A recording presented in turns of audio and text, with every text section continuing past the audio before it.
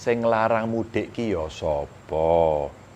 Mudik itu boleh, silahkan, monggo.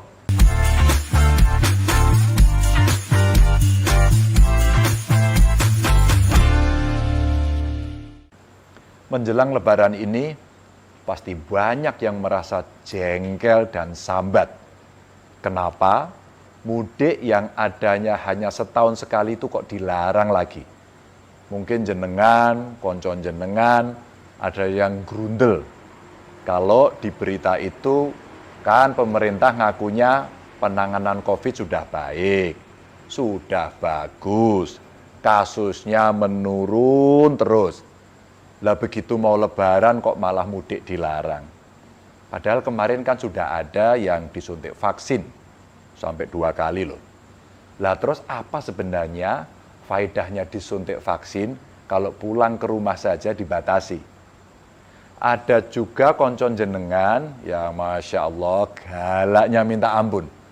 Kalau nulis komentar di medsos, peraturan apa kuwi? Kalau yang dikhawatirkan kerumunan dan penularan, lah kenapa tempat wisata dibuka? Kenapa sekolah, kantor, pasar, mal, swalayan, tempat wisata, semuanya kok dibuka? Itu malah jelas-jelas sangat membahayakan dan sumber penularan. Masa yang dilarang kok cuma mudik? Alah, begitulah kalau koncon jenengan itu grundel dan cenderung misuh. Wono sing ngomong bel gedes, kampret, cebong, macam-macam pokoknya. Lah kita sekarang sebelum saya cerita ngunjuk riyin. Kaya kancaku ki lho diseruput.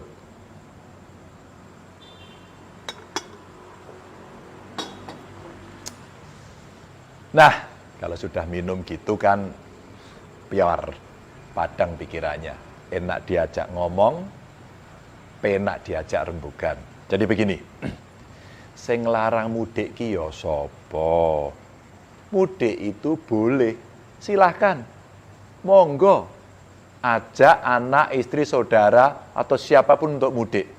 Tapi mudiknya virtual saja. Eling-elingen, virtual saja. Seperti tahun lalu, saya masih ingat betul bagaimana rasanya meminta panjenengan semua untuk tidak mudik pada tahun lalu. Betapa susahnya kondisi kita di masa-masa awal pandemi.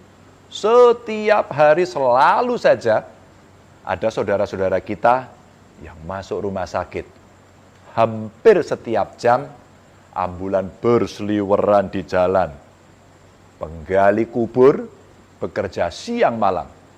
Teman-teman tenaga medis bukan hanya berjuang menyelamatkan, tapi juga berguguran. Siapa sih yang mau kehilangan saudara?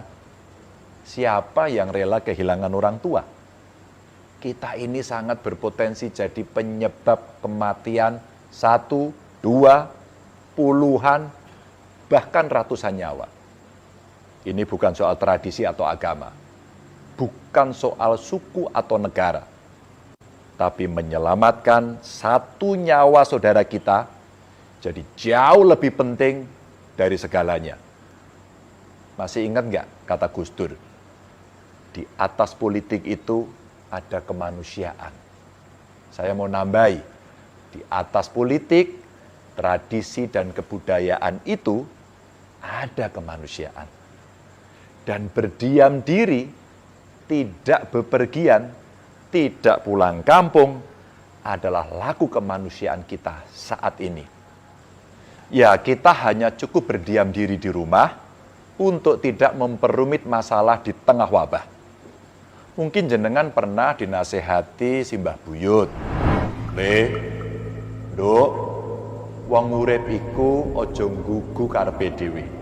Kabeh wis ana sing ngatur. Tapi yen kabeh melu ngatur, ya enten ana gelem. Maka ketika kemarin di Kabupaten Pati dan di Kota Semarang contohnya, ada warga yang nekat mudik dari luar daerah. Ya Allah, bukan hanya 1, 2, atau 3 orang yang tertular corona, tapi puluhan orang dan akhirnya satu kampung harus diisolasi. Yen wis kedaden ngono iku, lak yo kriwikan dadi grojogan, geguyon dadi tetangisan toh. Coba itu lihat, bagaimana India hari ini. Isine mung wong tetangisan. Ratusan ribu orang tertular setiap hari, bahkan gampang banget kita melihat orang tergeletak di pinggir jalan-jalan. Mayat berserakan di tempat pembakaran karena saking banyaknya. Ketatnya peraturan dan kejamnya polisi India ketika operasi ternyata tidak membuat warganya patuh dan takut. Kabeh dong gampangke. Semua meremehkan dan menyepelekan protokol kesehatan. Pakai masker males, kumpul-kumpul dan bepergian semau-maunya.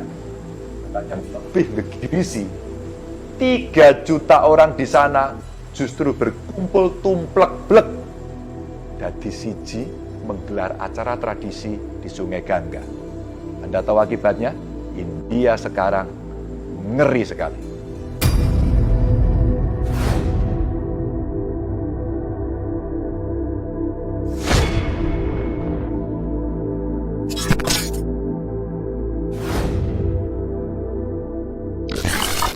Kalau bisa memilih, siapa yang mau memilih pandemi?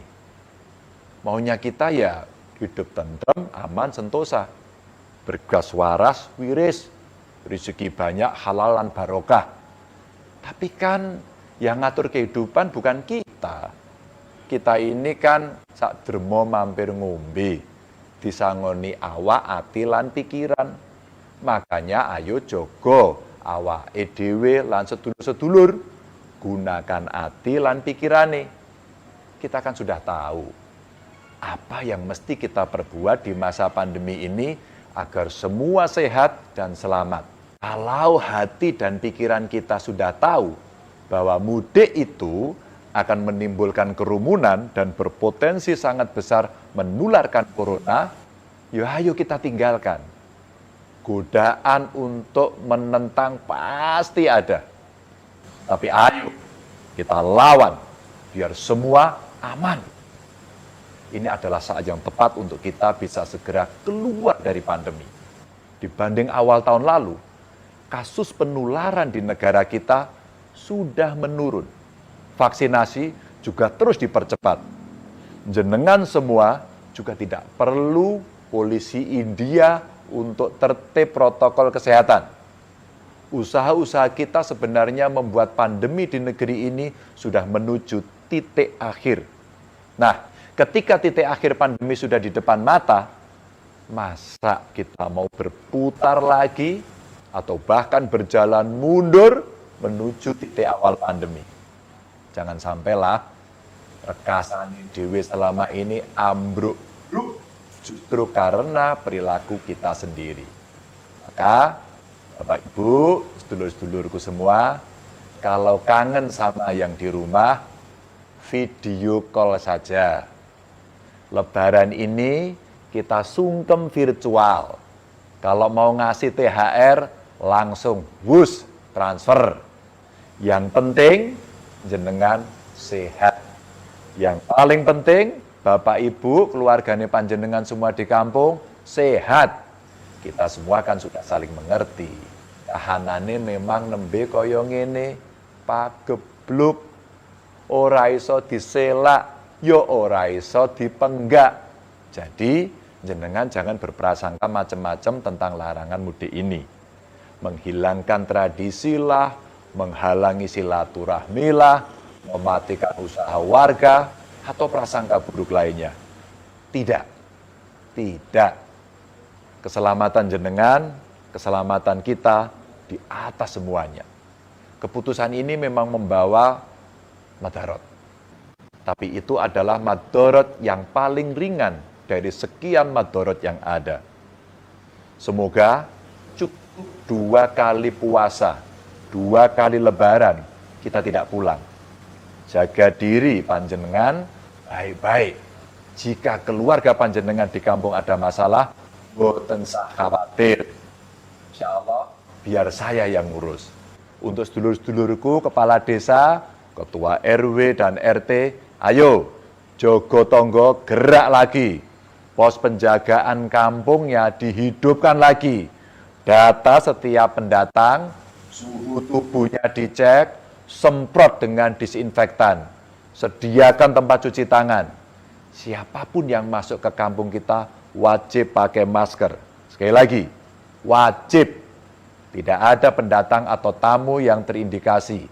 Entah itu demam, batuk, pilek, segera laporkan ke puskesmas terdekat. Teman-teman tenaga medis juga ini.